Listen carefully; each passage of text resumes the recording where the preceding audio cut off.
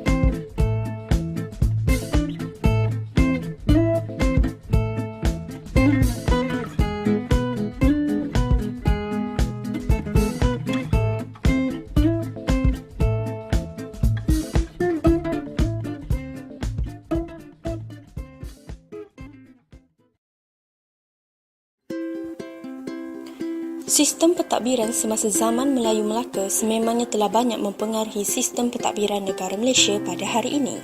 Semenanjung Tanah Melayu merupakan bekas tanah jajahan Inggeris sehinggalah negara kita mendapat kuasa sepenuhnya untuk memerintah negara ini pada tahun 1957.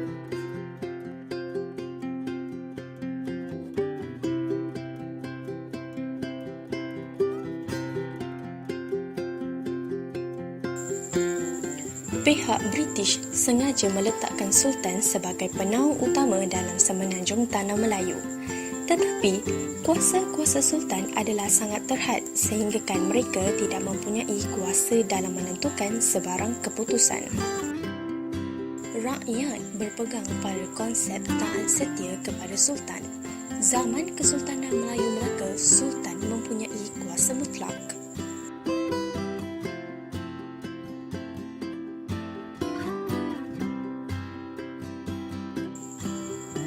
Melalui konsep ini, asas sistem kesultanan yang dibina sejak zaman Melayu Melaka masih kekal di negara kita sehingga ke hari ini.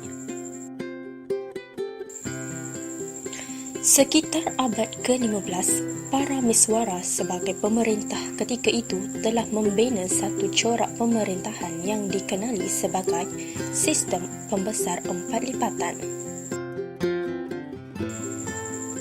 Sultan dibantu oleh empat lipatan iaitu Bendahara, Penghulu Bendahari, Temenggung dan Laksamana.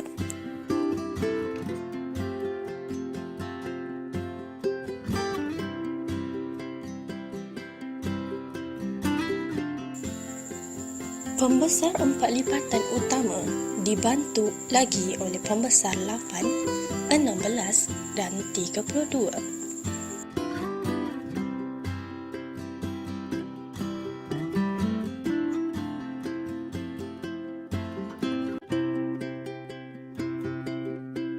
Bendahara memegang amanah serta tanggungjawab yang paling berat dalam menjadi orang kanan Sultan.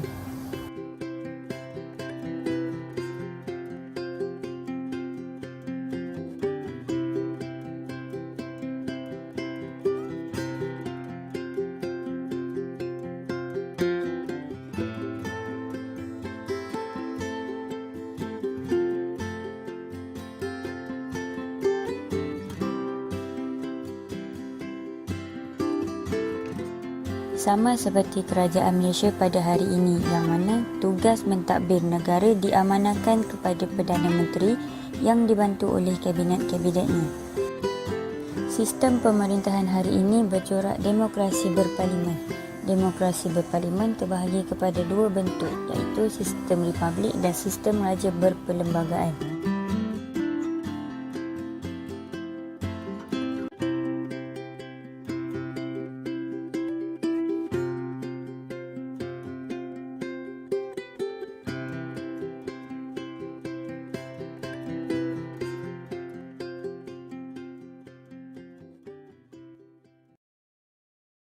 Sekarang ini saya akan menerangkan peranan Sultan pada zaman dahulu.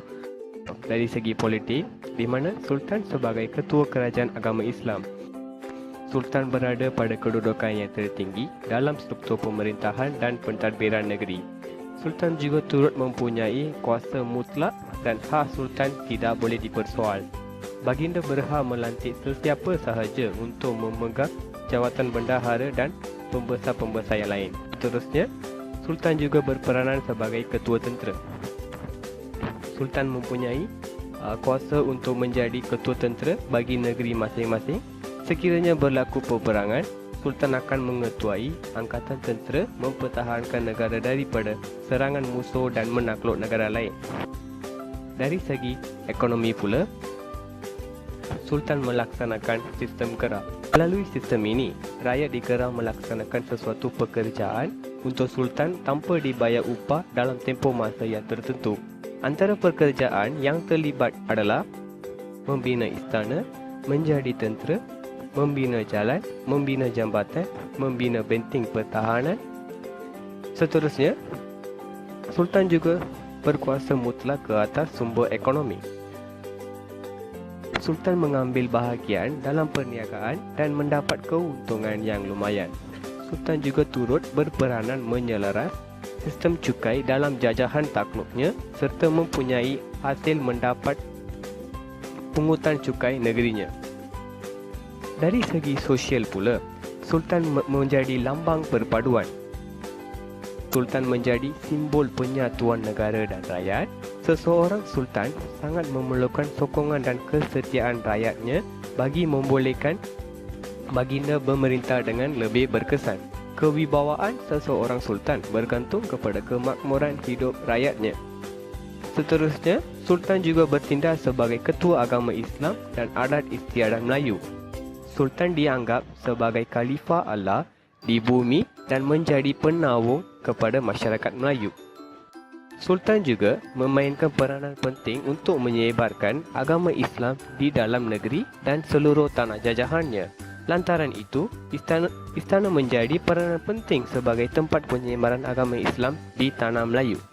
Peranan Sultan pada masa kini adalah sebagai simbol bangsa. Raja-raja kini hanyalah tinggal sebagai simbol identiti bangsa, sebagaimana keris yang dulunya merupakan senjata ampuh bagi orang Melayu tetapi kini hanya menjadi realiti sejarah. Seterusnya, dari segi pentadbiran pula, raja merupakan raja berperlembagaan. Dengan yang demikian, seseorang raja dalam menjalankan tugas-tugasnya dikehendaki mengikuti nasihat majlis mesyuarat kerajaan atau nasihat seseorang ahli yang bertindak di bawah kuasa am majlis. Raja bertindak menurut bicara dalam menjalankan tugas-tugasnya, antaranya adalah melantik seseorang menteri besar, tidak mempersetujui permintaan membubar Dewan Negeri, melantik orang memegang pangkat, gelaran, kemuliaan dan kebesaran di sisi adat Melayu dan menetap tugas-tugas berkenaan dengannya, membuat peraturan mengenai hal-hal di raja dan istana. Seterusnya, raja sebagai Yang di-Pertuan Agong. Yang di-Pertuan Agong merupakan seorang raja berperlembagaan yang memerintah mengikut kuasa yang diberikan kepada baginda oleh perlembagaan. Sebagai Ketua Negara Malaysia, Yang di-Pertuan Agong berada di kemuncak ketiga bidang, iaitu kuasa eksekutif, perundangan dan kehakiman. Tugas lain pula, Yang di-Pertuan Agong merupakan Panglima Tertinggi Angkatan Bersenjata dan Ketua Agama Islam bagi negeri-negeri Melaka, Pulau Pinang, Wilayah Persekutuan, Sabah, Sarawak dan negeri baginda sendiri. Yang di-Pertuan Agong bertanggungjawab memelihara kedudukan istimewa orang Melayu dan kaum bumi Medera di Sabah dan Sarawak. Bahasa Melayu sebagai bahasa lingua franca. Penduduk bandar pelabuhan Melaka bertambah hasil daripada kedatangan pedagang. Melaka merupakan tempat pertemuan dua angin monsun. Pelayar akan menunggu tiupan angin yang betul.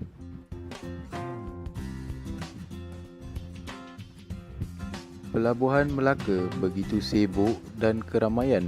Penduduk Melaka ialah 190,000 orang. Berkat kepimpinan Sultan membolehkan mereka tinggal dan berinteraksi satu sama lain dengan penuh harmoni dan kemesraan. Bahasa Melayu merupakan elemen penyatuan penting walaupun di Melaka terdapat 59 suku kaum, puak dan bangsa yang bertutur sebanyak 84 bahasa. Bahasa Melayu dijadikan sebagai bahasa perantaraan atau lingua franca. Dalam kitab sejarah menyebutkan bagaimana para pedagang bertungkus lumus mempelajari bahasa Melayu dan menguasainya bagi memudahkan mereka berurusan dengan pemimpin dan masyarakat setempat yang telah lama menggunakan bahasa itu.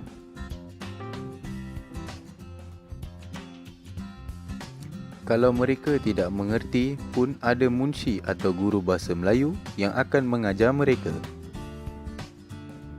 Begitu juga dokumen-dokumen lain seperti Undang-Undang Tubuh Negeri-Negeri Melayu telah menggunakan bahasa Melayu dengan tulisan Jawi sebagai medium. Semua ini membuktikan kepada kita betapa bahasa Melayu pernah mencapai tahap yang tertinggi dan digunakan sehingga ke peringkat antarabangsa. Bahasa Melayu digunakan dalam bidang pentadbiran, perniagaan dan perhubungan. Ia juga merupakan bahasa persuratan. Bahasa Melayu dikatakan sebagai bahasa perantaraan, bahasa komersial, bahasa pentadbiran, bahasa ilmu dan bahasa perundangan. Bahasa Melayu sebagai bahasa kebangsaan. Ketamadunan tradisional telah memberi impak kepada pembangunan negara moden. Penggunaan bahasa Melayu sebagai lingua franca telah mendorong untuk penggunaan bahasa kebangsaan atau bahasa rasmi. Sejarah membuktikan bahawa bahasa Melayu telah diterima sebagai lingua franca atau bahasa komunikasi utama sejak zaman Kesultanan Melayu Melaka pada abad ke-15 lagi.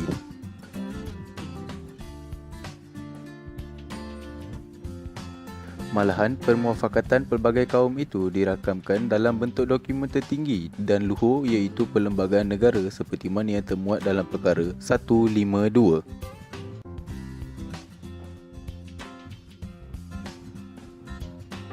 Secara konseptual, bahasa Melayu teras, perpaduan bangsa Malaysia didefinisikan sebagai bahasa utama yang menjadi bahasa kebangsaan dan bahasa perantaraan berupaya menjadi tunjang atau nadi kepada penyatuan pelbagai kaum di Malaysia. Rahsia bahasa Malaysia tetap diyakini sebagai bahasa kebangsaan dan bahasa perpaduan sehingga kini ialah kerana jaminan yang diberikan dalam Perlembagaan Malaysia yang telah menyebutkan bahawa bahasa-bahasa lain masih boleh digunakan.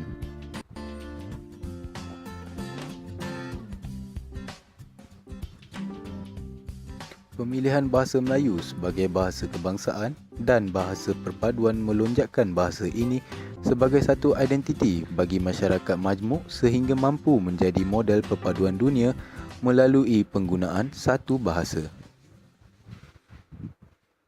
Agama Islam, bahagian tradisional. Bahagian 1. Islam telah mula bertapak di Melaka seawal abad ke-15. Sultan Muzaffar Shah yang juga merupakan putera kepada para Miswara merupakan Sultan Melaka yang pertama memeluk agama Islam. Sejak itu, Melaka mula berkembang menjadi pusat penyebaran agama Islam. Pada zaman pemerintahan Sultan Muzaffar Shah, Islam telah dijadikan sebagai agama rasmi. Sultan Muzaffar Shah turut memperkenalkan undang-undang Islam yang dikenali sebagai Hukum Kanun Melaka. Antara kandungan dalam Hukum Kanun Melaka yang pertama ialah hukuman terhadap kesalahan jenayah awam. Yang kedua, menerangkan mengenai undang-undang Islam. Antara faktor yang menyebabkan agama Islam dapat berkembang di Melaka antaranya adalah peranan pedagang dari Sumatera. Pulau Sumatera telah menerima Islam seawal abad ke-13. Pedagang-pedagang dari Sumatera telah berdagang di Melaka sambil menyebarkan agama Islam. Manakala, peranan pedagang dari Arab dan India. Di samping berdagang di Melaka, mereka turut menyebarkan agama Islam. Ada juga yang telah berkahwin dengan penduduk tempatan dan ini menyebabkan Islam berkembang subur di Melaka. Apabila Sultan memeluk agama Islam, rakyat turut mengikut jejak langkah dengan memeluk agama Islam. Pedagang-pedagang Islam yang berdagang di Melaka turut membawa ulama bersama mereka. Ulama-ulama ini telah menjadi guru agama di Melaka dan mengajar di surau dan madrasah. Sifat agama Islam iaitu toleransi, adil dan rasional serta meliputi semua aspek kehidupan telah menarik minat golongan istana dan rakyat untuk menganut agama Islam. Melaka sebagai pusat penyebaran agama Islam.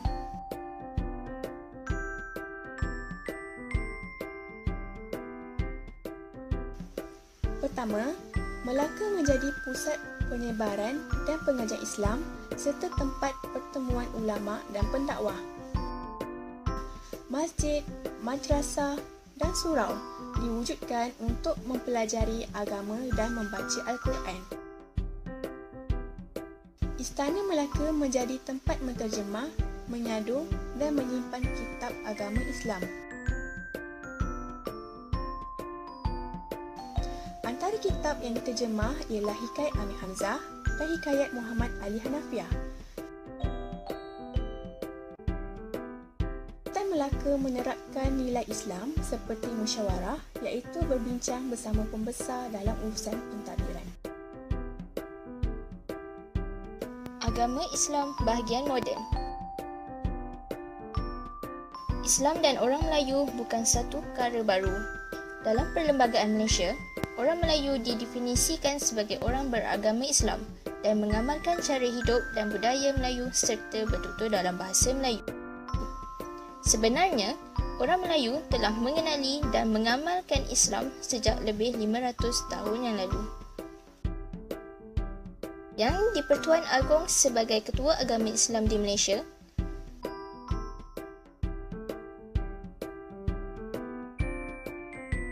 Perkara 3-1 Perlembagaan Persekutuan, agama Islam ialah agama bagi persekutuan, tetapi agama-agama lain boleh diamalkan dengan aman dan damai.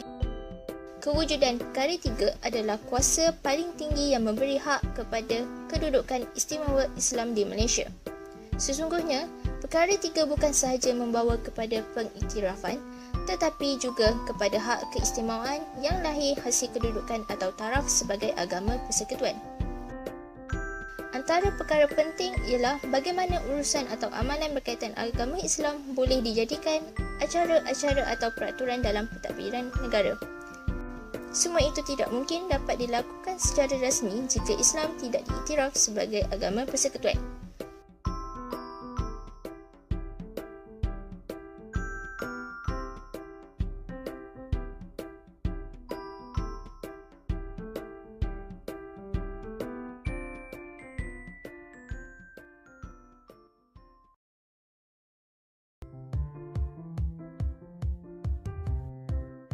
Salah satu unsur ketamadunan tradisional yang masih dapat dilihat dan menjadi sumbangan besar dalam pembangunan Malaysia moden ialah dari segi perdagangan, iaitu hubungan dua hala dengan China.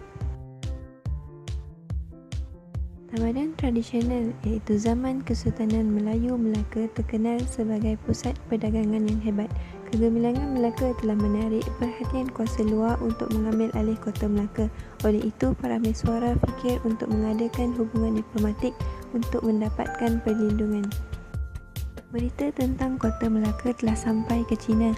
Maharaja Yonglu telah mengutuskan Yincheng ke Melaka dan pedagang Cina mula datang dan membina pengkalan.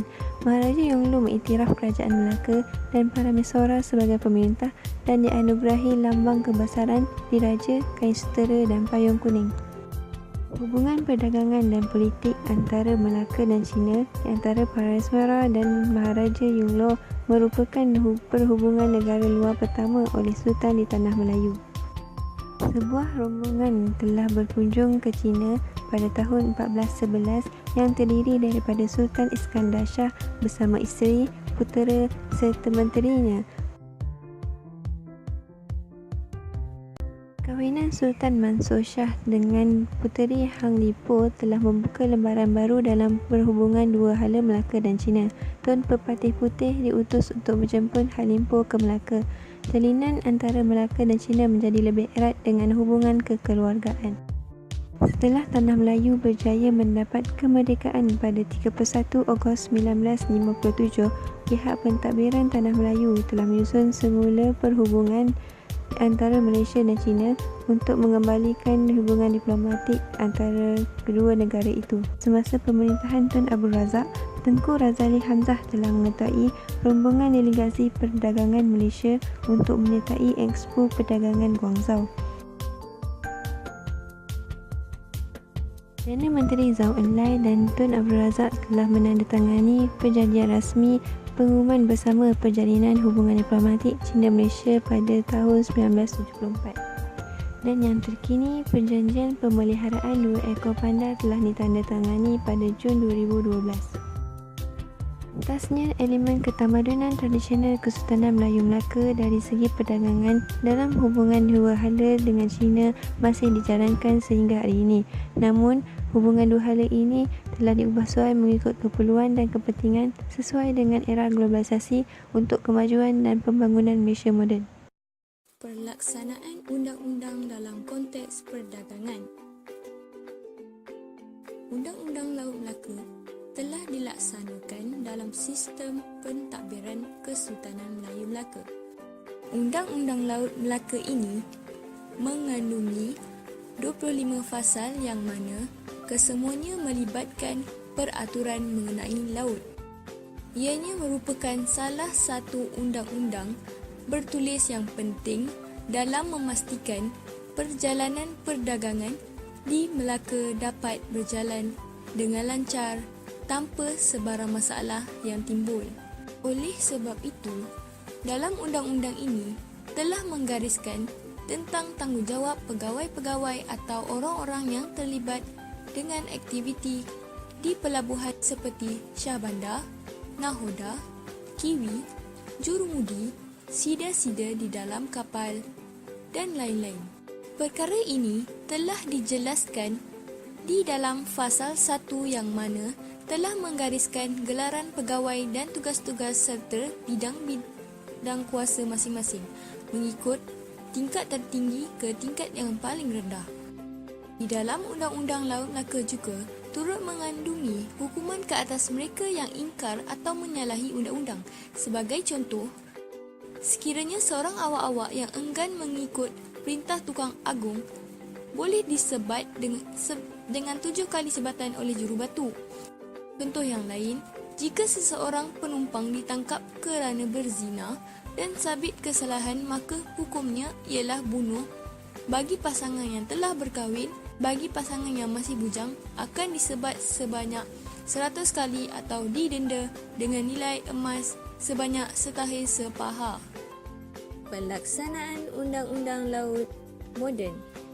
Jabatan Laut Malaysia adalah agensi di bawah Kementerian Pengangkutan Malaysia yang mana menteri yang bertanggungjawab adalah Menteri Pengangkutan Malaysia iaitu Yang Berbahagia Datuk Seri Leong Tiong Lai. Akta dan undang-undang di bawah kawalan Jabatan Laut Malaysia JLM digubal bagi menggantikan Undang-Undang Laut Melaka. Aktif penubuhan JLM adalah untuk menentukan satu sistem perhubungan laut yang selamat, teratur dan konservasi laut ke arah pertumbuhan maritim kebangsaan yang berkualiti. Antara pelanggan Jabatan Laut Malaysia ialah pemilik bot, pelaut, pemilik kapal, kapal-kapal dan kapal serta bot persiaran baru. Terdapat beberapa bahagian yang berkaitan dengan pelabuhan yang merangkumi aspek keselamatan, perkapalan dan pelesianan. Antaranya adalah bahagian kawalan industri berperanan bagi memastikan kapal-kapal Malaysia mematuhi tahap keselamatan sebagaimana yang ditetapkan oleh peraturan nasional dan konvensyen antarabangsa. Bahagian hal ehwal pelaut berperanan dalam memastikan semua pelabuhan dan jeti di bawah pengawasan Jabatan Laut sentiasa diselenggara dengan baik. Bahagian keselamatan pelayaran berperanan dalam menentukan satu sistem pelayaran yang teratur, cekap dan berkesan untuk memastikan keselamatan pelayaran dan mengurangkan kemalangan laut di perairan Malaysia.